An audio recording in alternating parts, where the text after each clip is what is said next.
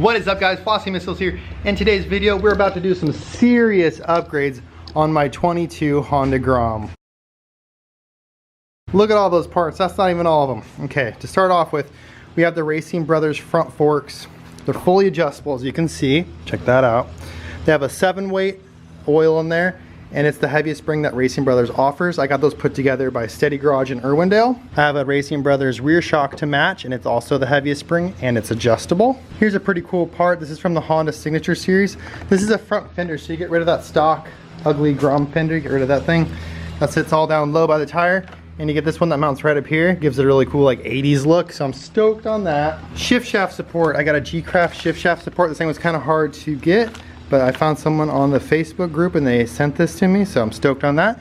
And the reason I got that is because I'm going to be running this extended shifter, so my size 13 foot has a little bit more room down there. Here's some CRF 110 fork guards, and these come with adapters from Man in the Box, so I'll be able to run those and have some real fork guards up on there. Seal savers, super important.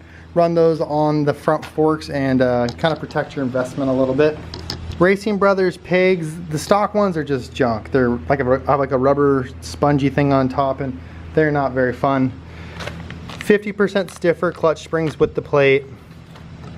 This is stock bin, but it's a Renthal Grom bar, so stock dimensions and all that stuff.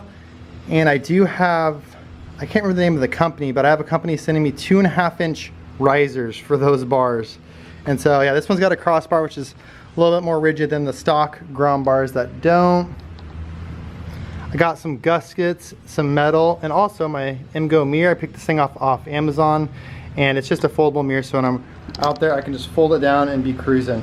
So here's kind of the metal work that I'm gonna be doing on. It's kind of, I'm not really sure what I'm doing yet, but this is some roll cage connector, tube connector. People use these on side-by-sides, razors, that type of thing. Here's some 1/2-inch tube and some, it was an 1.5-inch tube.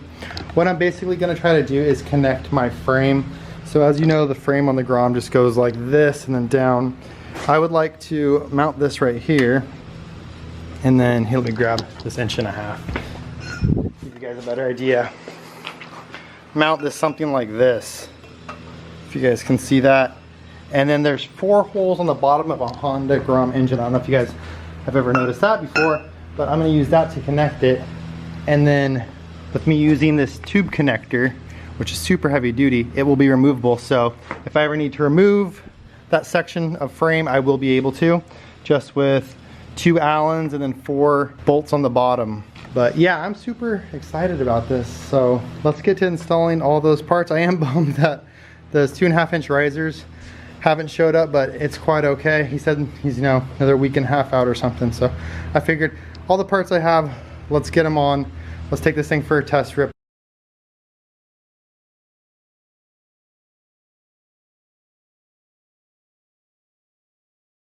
Front fender is mounted, and that thing looks sweet. The install took about 3 minutes. It was just 2 5mm in the front you had to remove, and then drilling right there and right there 2 holes with a 1564 drill bit. And I put some tape because I only wanted you to go a 1/2 inch in, and then you put some little plastic rivets in there. But yeah, that changes the look up totally. I know there's no forks on it yet, but I can already tell I'm digging it. Installing these Racing Bros pegs is super easy. Just pop the pin out, little cotter pin right here, and there's a little washer, and then the big pin and the spring. You're going to use the spring, the OEM spring, and the OEM pin and the washer.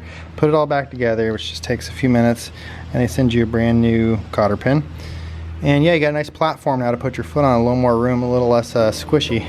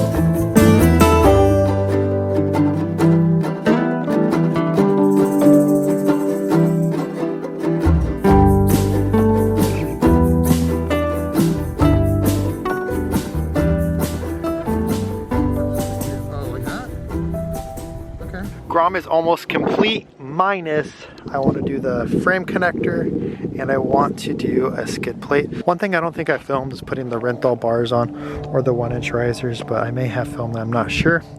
But we'll start from the bottom and go through the whole entire bike. I do have these Shinko mobbers. These are great tires, except for one of them did split. I don't know why it did. I run the normal air pressures, the recommended air pressure, but yeah, one split. They give me great traction. I run the same size front and back. So basically I run 2 rears because I don't have a low fender right here. I had to reroute my controls on my cables because yeah, obviously if you raise everything up, stuff's not gonna fit exactly the same. Here's my custom exhaust, it's still holding up great.